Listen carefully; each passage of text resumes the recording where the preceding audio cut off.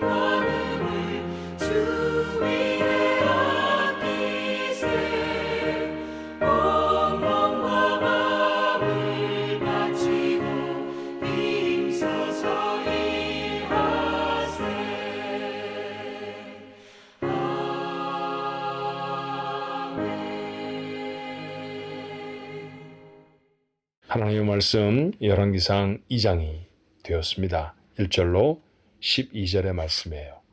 열왕기상 2장 1절로 12절의 말씀 우리 한 목소리로 같이 읽습니다. 다윗이 죽을 날이 임박하매 그의 아들 솔로몬에게 명령하여 이르되 내가 이제 세상 모든 사람이 가는 길로 가게 되었으니 너는 힘써 대장부가 되고 내 하나님 여호와의 명령을 지켜 그 길로 행하여 그 법률과 계명과 율례와 증거를 모세의 율법에 기록된 대로 지키라. 그리하면 내가 무엇을 하든지 어디로 가든지 형통할지라. 여호와께서 내 일에 대하여 말씀하시기를 만일 내 자손들이 그들의 길을 삼가 마음을 다하고 성품을 다하여 진실이 내 앞에서 행하면 이스라엘 왕 위에 오를 사람이 내게서 끊어지지 아니하리라 하신 말씀을 확실히 이루게 하시리라. 수루야의 아들 요압이 내게 행한 일, 곧 이스라엘 군대 두 사령관 넬의 아들 아브넬과 예델의 아들 아마사에게 행한 일을 내가 알거니와 그가 그들을 죽여 태평시대에 전쟁의 피를 흘리고 전쟁의 피를 자기의 허리에 띤 띠와 발에 신은 신에 묻혔으니 내 지혜대로 행하여 그의 백발이 평안히 수월에 내려가지 못하게 하라. 마땅히 길르앗 바르실레의 아들들에게 은총을 베풀어 그들이 내 상에서 먹는 자 중에 참여하게 하라. 내가 내 형 압살롬의 낯을 피하여 도망할 때에 그들이 내게 나왔느니라. 바후림 베냐민 사람 게라의 아들 시므이가 나와 함께 있나니 그는 내가 마하나임으로 갈 때 악독한 말로 나를 저주하였느니라. 그러나 그가 요단에 내려와서 나를 영접함으로 내가 여호와를 두고 맹세하여 이르기를 내가 칼로 너를 죽이지 아니하리라 하였노라. 그러나 그를 무지한 자로 여기지 말지어다. 너는 지혜 있는 사람이므로 그에게 행할 일을 알지니 그의 백발이 피 가운데 스올에 내려가게 하라. 다윗이 그의 조상들과 함께 누워 다윗성에 장사되니 다윗이 이스라엘 왕이 된 지 40년이라.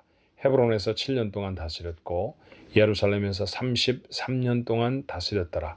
솔로몬이 그의 아버지 다윗의 왕위에 앉으니 그의 나라가 심히 견고하니라.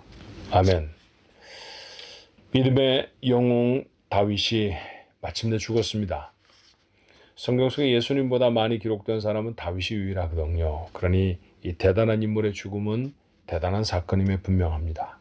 그러나 그가 죽기 전에 했던 마지막 사역, 왕으로 세운 솔로몬에게 유언을 남기는 것이었어요. 자, 어떤 유언을 남겼을까요?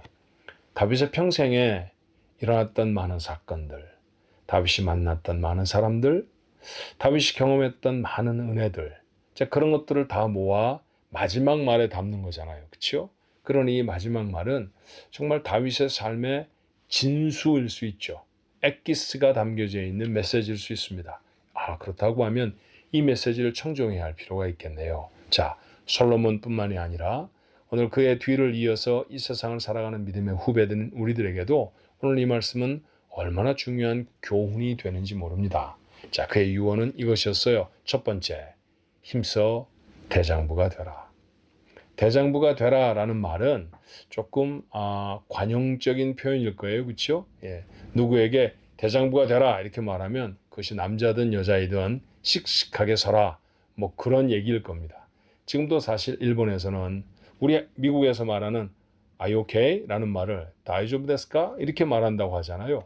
그 말을 말 그대로 풀면 대장군이 되십시오 라는 뜻이랍니다. 그래서 참 재미있게 들었던 적이 있어요.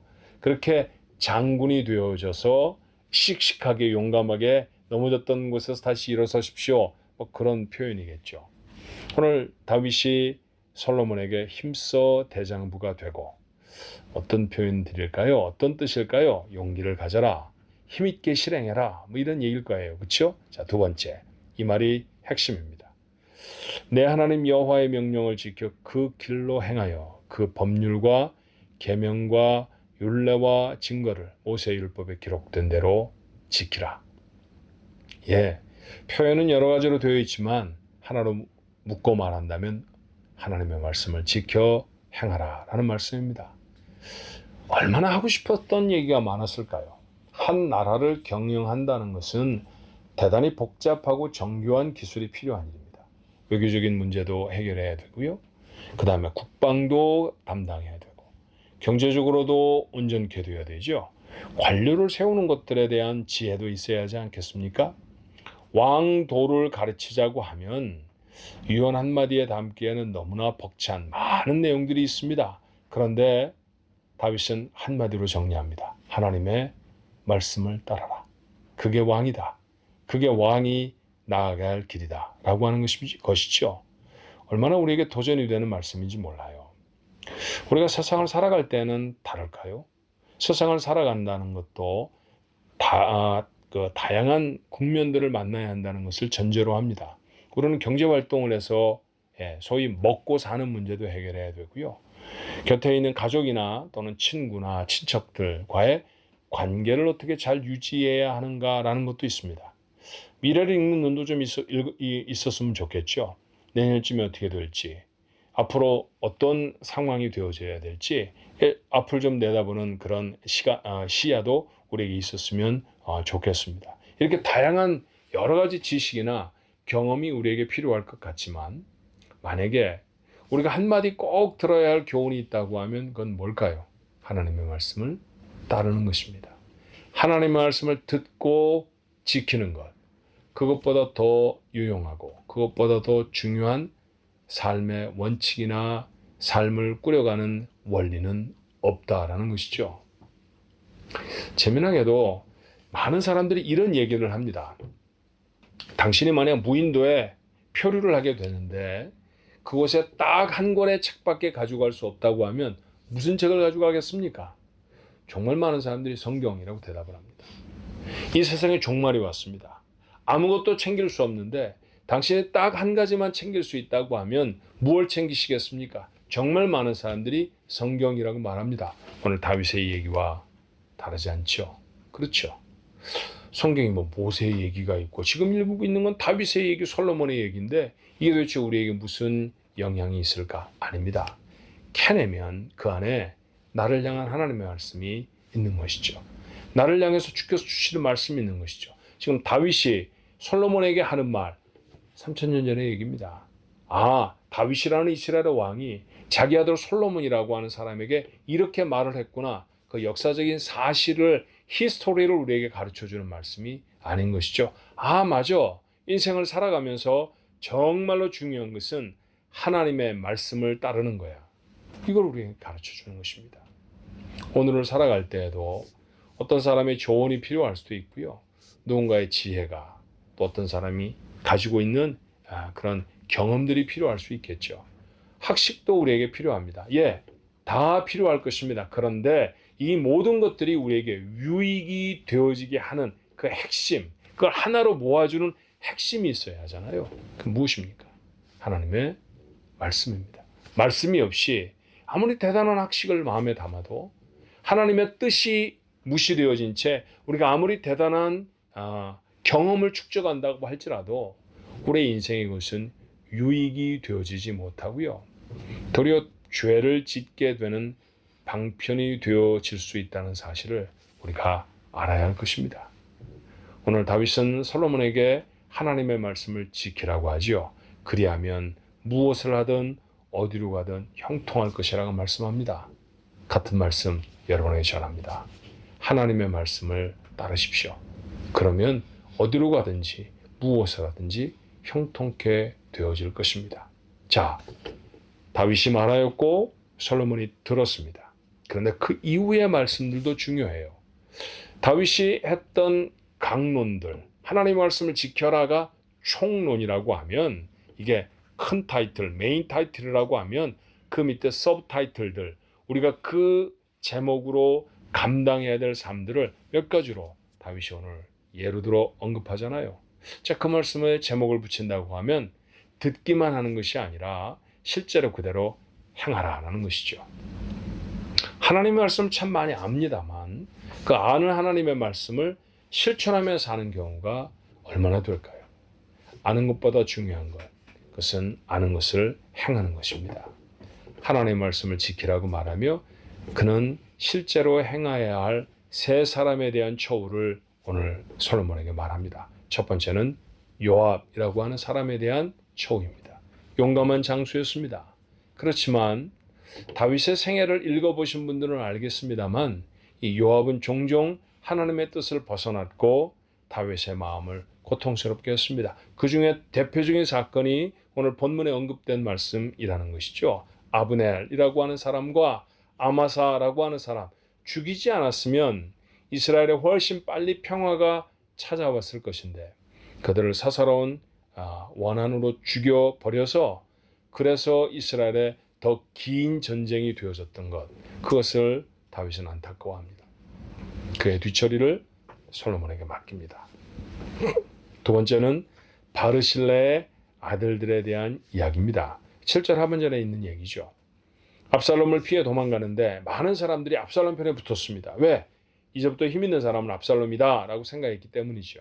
그렇지만 도망가는 왕 다윗을 도와주고 그와 함께했던 몇몇 사람들의 이름들을 성경은 구체적으로 적잖아요.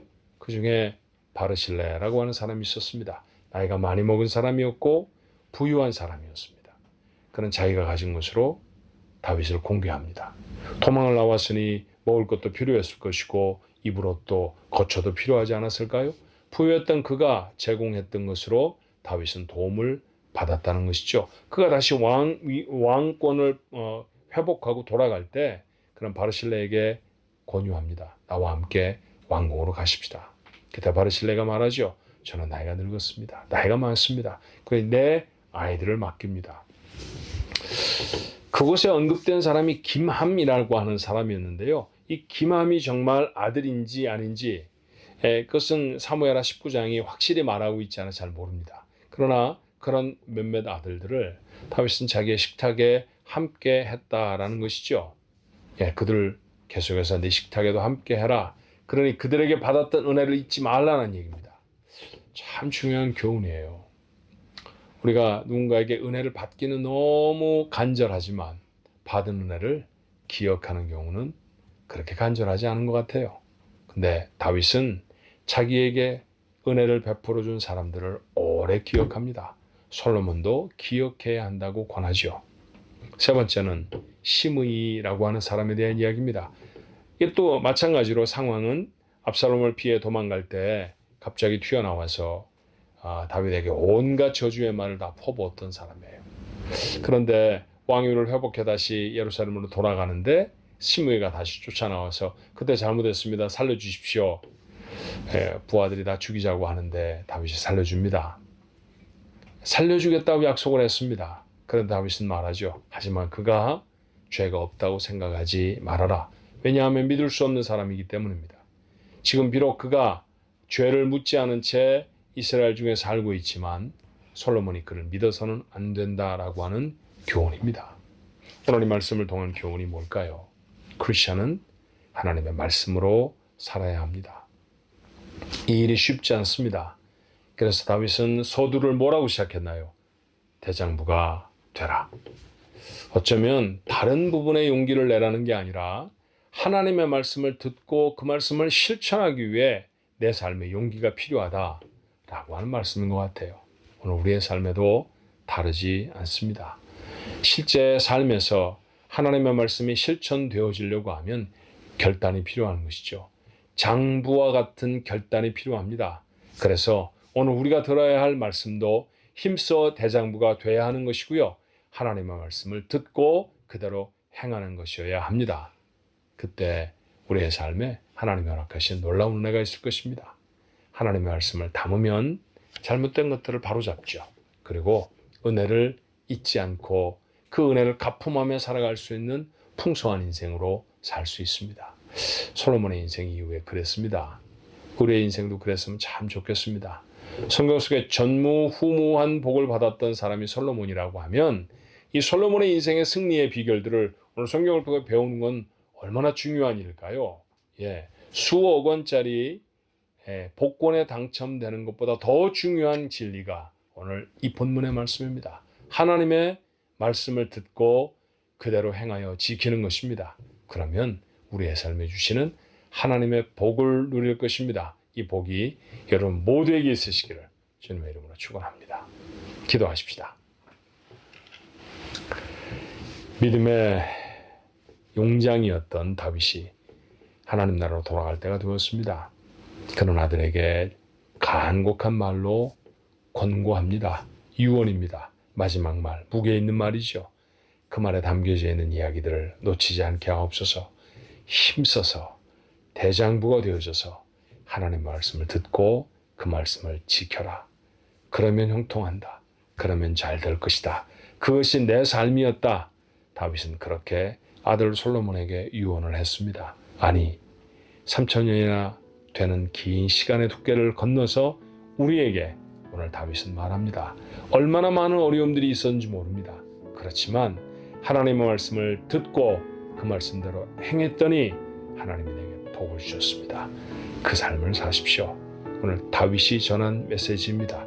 우리가 들어야 할 메시지인 줄로 믿습니다. 오늘 이 아침 예배 이 귀한 말씀을 마음에 담은 우리 가족들 모두가 다 하나님의 말씀을 부지런히 듣게 하옵시고 하나님의 말씀을 열심으로 행하여서 하나님 앞에 영광을 돌리는 복된 인생들 모두가 되게 해 주시옵소서. 예수님의 이름으로 간절히 기도하옵나이다.